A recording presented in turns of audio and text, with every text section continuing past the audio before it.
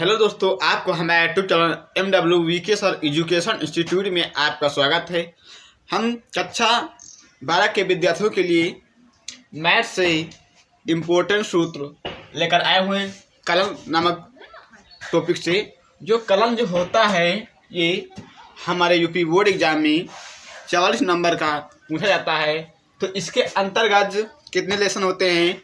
इसके अंतर्गत होता है समाकलन, उसके बाद में इसके अंतर्गत समाकलन होता है और अवकलन होता है और समाकलन का अनुप्रयोग होता है और अवकल समीकरण होता है। इसके अंतर्गत इतने सारे 5 टॉपिक होते हैं, जिसमें से हम अवकलन और समाकलन मेन टॉपिक होता है।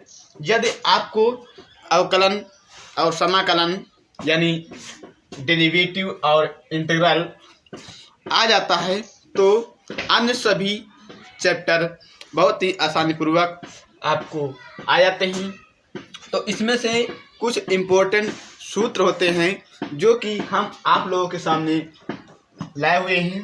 तो हम आप लोगों को बहुत ही आसानी पूर्वक इन सूत्रों को याद कराएंगे। आप सभी लोग इन सूत्रों को याद करिए। तो देखिए, पहले अवकलन हम बताते हैं। अवकलन डेरिवेटिव दिया है dy/dx x पावर n। जब dy/dx x पावर n हो तो उसका जब हम डेरिवेटिव करेंगे यानी उसका जब हम अवकलन करेंगे तब उसका हो जाएगा n x पावर n-1, यानी कि उसकी जो पावर होती है वो सामने लिखी जाती है और उसमें से क्या होता है, एक घटा दिया जाता है। और जब इसका हम समाकलन करते हैं, क्या समाकलन, तो समाकलन अवकलन में होता क्या है कि समाकलन अवकलन का उल्टा होता है।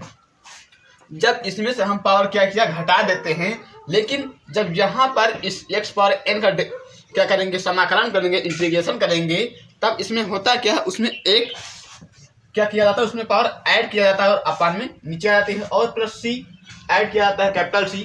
जहाँ कैपिटल C क्या होती है, जहाँ कैपिटल C एक कांस्टेंट वैल्यू होती है।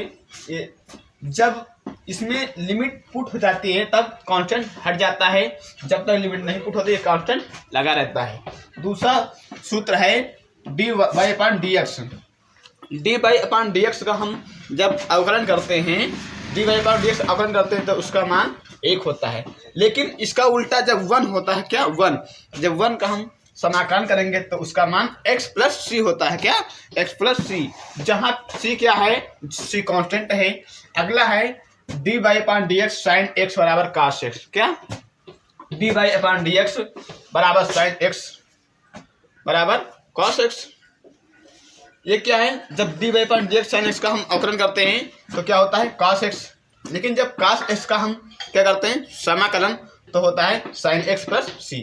फिर dy/dx माइनस cos x का जब अवकलन करेंगे तब साइन x होता है। जब साइन x का इंटीग्रेशन करते हैं तब माइनस का cos x प्लस c होता है, यानी कि उसके विपरीत ही होता है। अगला है dy/dx tan x। जब इसका हम डेरिवेटिव करते हैं, अवकलन करते हैं, तो sec स्क्वायर x होता है। जब sec स्क्वायर x का हम क्या करेंगे, इंटीग्रेशन करेंगे, तब हो जाएगा tan x प्लस c। क्या हो जाएगा, tan x प्लस c। उसके बाद में यहाँ पर dy/dx माइनस cot x, जब इसका हम अवकलन करते हैं तब हो जाता है cos स्क्वायर x। और जब cos स्क्वायर x dx का इंटीग्रेशन करते हैं यानी कि समाकलन करते हैं तो इसका मान बराबर, इसके बराबर क्या होता है, माइनस का cot x प्लस c, जहाँ c क्या होता है, कांस्टेंट कंपल्सरी होता है। यानी कि कांस्टेंट सभी भी इंटीग्रेशन में जुड़ा होता है। यदि इसमें लिमिट दी जाती है तब वहाँ पर कांस्टेंट हटा दिया जाता है, क्योंकि वो निश्चित समाकलन हो जाता है, इसलिए। अगला है dy/dx sec x। इसका जब हम अवकलन करते हैं तब sec x into tan x होता है। लेकिन जब sec x into tan x का क्या करेंगे, समाकलन करेंगे, तब sec x होता है। अगला है dy/dx माइनस cosec x।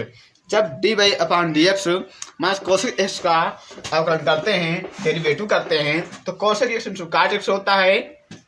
और जब समाकलन करते हैं किसका, जब समाकलन cosec x into cot x का करेंगे तो minus cosec x plus c होता है। अगला है dy/dx e की पावर x। जब dy अपॉन dx e की पावर x का हम डेरिवेटिव करते हैं यानी कि अवकलन करते हैं तो उसका मान में कोई परिवर्तन नहीं होता है। जब इसका हम इंटीग्रेशन भी करते हैं तो इसमें भी कोई परिवर्तन नहीं होता है, इसमें केवल क्या कांस्टेंट लग जाता है। जैसे देखिए e की पावर x dx बराबर e की पावर x प्लस c। अगला 10 नंबर सूत्र है कि dy upon dx log x का जब हम डेरिवेटिव करते हैं यानी कि इसका जब हम अवकलज करते हैं तब इसका क्या होता है 1 अपान एक्स। तो log x का अवकलन क्या होता है 1 अपान एक्स। जब 1 अपान एक्स का हम क्या करेंगे इंटीग्रेशन, क्या करेंगे इंटीग्रेशन किया तो 1 अपान एक्स डी एक्स का इंटीग्रेशन करेंगे तब log x प्लस सी हो जाएगा।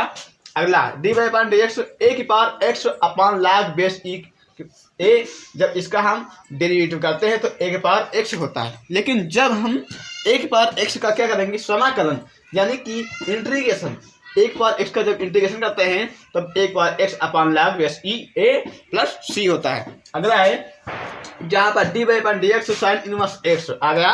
जब इनवर्स वाला करते हैं साइन इनवर्स x का तो 1 upon under root 1 minus x square का सूत्र होता है।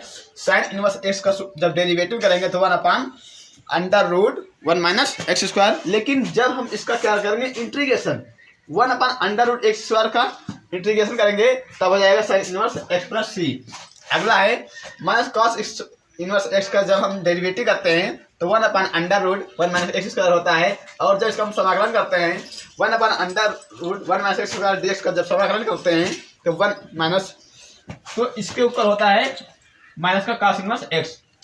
अब देखिए जहां पर माइनस का कॉस इनवर्स एक्स लगा है और जब हम इसका डेरिवेटिव करते हैं इसका cos minus cos inverse x का तब होता है 1 upon under root 1 minus x square.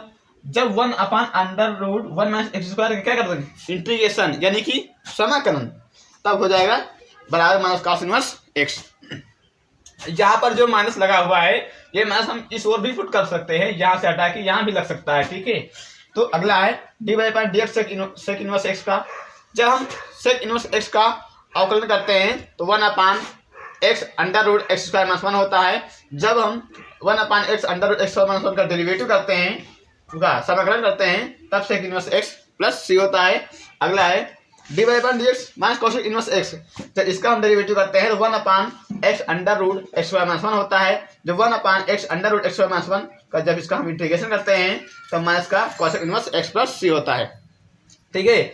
जहाँ पर लगा हमारा कोसेक इनवर्स एक्स तो ये माइनस जो होता है यहाँ भी लग सकता है यहाँ पर, ओके। आगे tan इनवर्स एक्स का 1 अपान 1 प्लस एक्स स्क्वायर होता है। क्या होता है tan इनवर्स का 1 अपान 1 प्लस एक्स स्क्वायर क्या होता है अवकलन होता है यानी कि डेरिवेटिव होता है। लेकिन जब हम 1 अपान 1 प्लस एक्स स्क्वायर का जब समाकलन करेंगे यानी कि इंटीग्रेशन करेंगे तब क्या होता है tan इनवर्स एक्स, ये रहा tan इनवर्स एक्स प्लस सी। अगला dy upon dx minus cot inverse x बराबर 1 अपान 1 प्लस एक्स स्क्वायर है। जब हम इसका डेरिवेटिव कर रहे हैं जिसका dy upon dx minus cot inverse x का जब डेरिवेटिव होगा माइनस का तो हो जाएगा 1 अपान 1 प्लस एक्स स्क्वायर। यानी कि डेरिवेटिव करने के लिए अगर जो cot इनवर्स एक्स है तो ये जो माइनस है इधर लग जाएगा। अगला है 1 अपान 1 प्लस एक्स स्क्वायर dx जब हम डेरिवेटिव करते हैं 1 अपान 1 प्लस एक्स स्क्वायर dx का जब हम क्या कर देंगे इंटीग्रेशन यानी कि समाकलन तब क्या होगा minus cot inverse x plus सी। अगला dy upon dx log sec x का जब हम क्या करेंगे डेरिवेटिव यानी कि अवकलन जब अवकलज करते हैं तब हो जाएगा tan x। लेकिन जब tan x ds का जब हम इंटीग्रेशन करते हैं यानी समाकलन करते हैं तो log sec x plus c होता है। अगला है कि dy upon dx log sin x, dy upon dx log sin x का जब हम क्या करेंगे अवकलन यानी कि dy अपॉन dx क्या है dy अपॉन dx ही अवकलज का सिंबल है कि ये अवकलज कर रहा है। तब इसका करेंगे log sin x का तो cot x होता है। जब cot x का क्या करेंगे इंटीग्रेशन यानी समाकलन तो log sin x प्लस सी होगा। अब इसका सिंबल जो अवकलज का सिंबल है dy अपॉन dx, जो dy अपॉन dx होता है क्या होता है वो अवकलज का सिंबल होता है। और जो ये होता है एक log क्या होता है ये इंटीग्रेशन का सिंबल होता है।